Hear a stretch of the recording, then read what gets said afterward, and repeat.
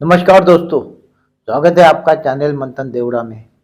मैं Satyanarayan Devda, reiki grand master and past life therapist. आज का हमारा विषय है पारिवारिक संबंध और पूर्व जन्म के कर्म।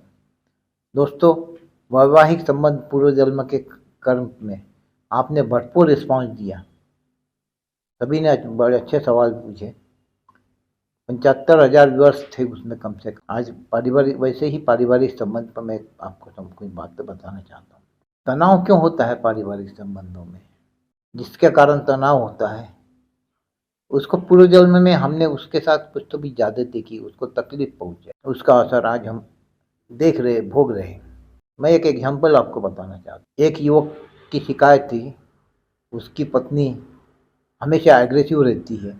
परि परिवार में तनाव कैसे पैदा हो, रिश्तेदारी में कैसे तनाव पैदा हो, समाज में, दुनिया में सबसे कैसे तनाव पैदा हो, कैसे दुश्मनी बने, या वो न चाहते हुए भी उसका कर्म ऐसा होता है कि वो अधिक से अधिक घर का नुकसान कैसे हो, कैसे बात बिगड़े, ऐसे उसका बर्ताव था। पूरा परेशान था। उसका मेक मी प्योर वालों ने, चैनल वालों ने उसका पास्ट लाइफ किया था। तो उसकी हिस्ट्री जो थी वो नेपोलियन बोनापार्ट की थी। आपको गूगल पे उसका ये मिल जाएगा पूरा। नेपोलियन बोनापार्ट की जो पत्नी थी, उसके साथ उसके पिछले पहले घर का एक लड़का उसके साथ, दोनों को आपस में बहुत प्रेम था। लेकिन एक दिन वो जब युद्ध से लौटा बोनापार्ट, तो उसने देखा कि पत्नी और कोई सैनिक के साथ में है, तो उसको गुस्सा आया, उसने अलग कर दिया। उसने कहा भी तुम दूसरी शादी कर लो, मेरे को दासी करके कोने में रहने दो, मैं काम करूँगी, नौकरानी बोल के। नहीं माने। वो परेशान हो गई और परेशानी में उसका लड़का भी मर गया, वो भी मर गई। लेकिन मरते मरते उसने बहुत सी बद्दुआएँ दी।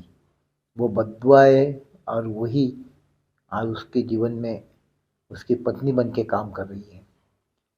तो साहजिक है उसके जीवन में उस पूरा तनाव है। तो दोस्तों, ये जो पारिवारिक तनाव होते हैं, ये पूर्व जन्म के कर्मों के कारण हमको भोगना हो। ऐसा ही एक उदाहरण 4 जून को हमारे रेकी हीलिंग फाउंडेशन के डॉक्टर एन.के. शर्मा, इन्होंने एक एक्सपीरियंस शेयर किया था कि एक बैंक मैनेजर लेडीज थी, उसका पति उसको छोड़ के गया। तो स्वयं डॉक्टर शर्मा जी ने उसका पास्ट लाइफ देखा, उसको पिछले जन्म में भी देखा। तो उसका मिस्टर उसको छोड़ के गया। तो भाई ऐसा क्यों हो रहा, बार बार ऐसा हो रहा? तो उसका रूट कॉज देखा। तो 500 साल पहले ये लेडी वहाँ पर एक पुरुष जमींदार थी।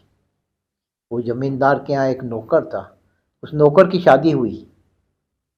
शादी के 2 दिन बाद ही इस जमींदार ने नौकर का कत्ल कर दिया, मार डाला। उसके दुल्हन की तो मेहंदी भी नहीं सूखी थी। उसकी दुल्हन उसके साथ सती हो गई। राजस्थान में तो सती की प्रथा थी उस वक्त में। तो सती होते होते वो उसको श्राप दे गई कि तू कभी सुख नहीं पाएगा, जिसके वजह से आज इसको हर जीवन में उसका पति उसको छोड़ जाएगा। पति हो या पत्नी, पति बने तो पत्नी छोड़ जाती है। ये उसके जीवन का अनुभव है। आखिर शर्मा जी ने ये बताया था कि उसको उसी वक्त ले जाके उसी सती के सामने उससे माफ़ी मांगने, उसको बुला के माफ़ी मांगने लगा है और उससे माफ़ करवाया, तब जाके उसका जीवन आगे सुखी हुआ। तो दोस्तों, हमारे कर्मों के वजह से ही ऐसा होता है कि हम कुछ न कुछ तो भी ऐसा कुछ कर बैठते हैं कि जिसके वजह से हमें ये सारा परिणाम भोगना होता है। दोस्तों, चैनल पर एक एक्सपीरियंस आया था। काशी के एक ब्राह्मण को उसकी पत्नी गाली गलौज करती थी। कोई आया उसके सामने भी गाली गलौज करती थी। तो उसने पूछा तो ब्राह्मण इसका अच्छा जानकार था पास्ट लाइफ का। तो ब्राह्मण ने बताया कि वो पिछले जन्म में पशु थी और ये पक्षी था। के पीठ पे जख्म हो गई, वो आके पीठ पे बैठना, इसकी जख्म को फोड़ना, वो जख्म को इसको बार बार फोड़ना, अच्छा होना फोड़ना, इसकी तकलीफ बढ़ती गई। उसके मारे ये और कहीं चले गई गुपचुप में। अब इसको चैन नहीं आया, कहाँ गई, ढूंढते ढूंढते ये उड़ते उड़ते उसने देखा कहाँ है।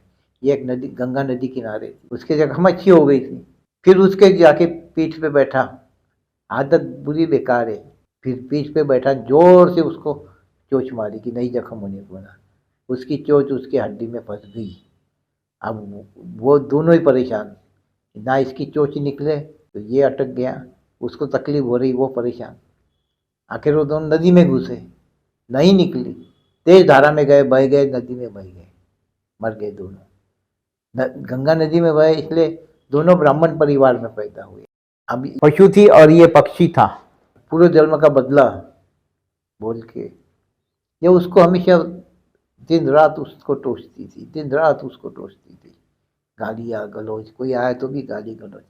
पंडित बोले ये मैं जानता हूँ, इसलिए मैं उसके कोई रिएक्शन नहीं देखकर और न कोई अपना कर्म बढ़ाना चाहता, जो है उसको बर्दाश्त करना ही अच्छा है, ऐसा उस पंडित का कथन था। तो दोस्तों ऐसी कई घटनाएं हैं, हमारे सारे काम इसी वजह से अड़ते हैं। हमारे पारिवारिक संबंध जो है क्यों खराब होते हैं, हमारे ऐसे कर्मों के कारण खराब होते हैं।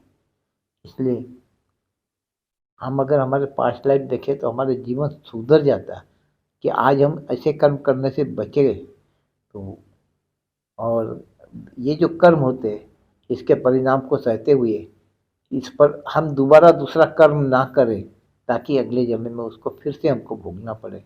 इसलिए इन सारे कर्मों को शांति से सहे और इस कर्म के लिए कर्म कैसे कटे इसके लिए प्रार्थना करें, उसकी आत्मा से माफ़ी मांगे, उसके रूह से माफ़ी मांगे। उसकी जो प्रार्थना है, पौनी पौनी प्रार्थना, प्रेयर, वो करें खास कि I love you, I am sorry, please forgive me, thank you, ये हमेशा पढ़े और ये प्रार्थना करें कि मैंने मेरे हजारों जन्मों से आज तक मैंने किसी की आत्मा को दुखाया, तकलीफ पहुंचाई या कुछ भी हुआ, नुकसान किया, उसके लिए मैं क्षमा चाहता हूँ। और किसी ने मेरे लिए ऐसी नकारात्मक ऊर्जा पैदा की, तकलीफ दी, उसको भी मैं क्षमा करता हूँ। ये हमारी अगर नियमित प्रार्थना रही तो ये हमारे कर्म कट जाते हैं। इतना ही नहीं, हमारे दान पुण्य से, हमारे सत्संग से, हमारे भक्ति जाप से, हमारी ध्यान साधना मेडिटेशन से, ऐसी कई चीज़ें हैं कि जो इससे कट जाती है। तो दोस्तों ऐसे बुरे कर्मों से बचे, दान पुण्य करें और प्रार्थना करें, अपने लिए माफ़ी मांगे गलतियों के लिए, और दूसरों ने हमारे लिए नकारात्मक ऊर्जा पैदा की उसको माफ़ कर दे। ऐसा नहीं कि देख लूँगा या ठीक है आज देख, नाराज़गी उसके पति दिल में ना रखे, छोड़ दे, उसको माफ़ कर दिए, वो उसकी दुश्मनी साथ में लेके ना जाए, ताकि अगले जन्म में हमको उसके साथ फिर और कर्म करना पड़े। और हमने किसी के लिए नकारात्मक ऊर्जा पैदा की है तो उसके लिए भी माफ़ी मांग ले, ताकि अगले जन्म में वो हमको ना सताए। मोक्ष का यही मार्ग है, इसके बिना मोक्ष नहीं है। जब तक हमारे कर्म कटेंगे नहीं, हमको मोक्ष मिलना नहीं है, और जन्म जन्म तक हमको यही भोगना है। तो दोस्तों माफ़ी मांगे, अपना कर्म काटे। धन्यवाद।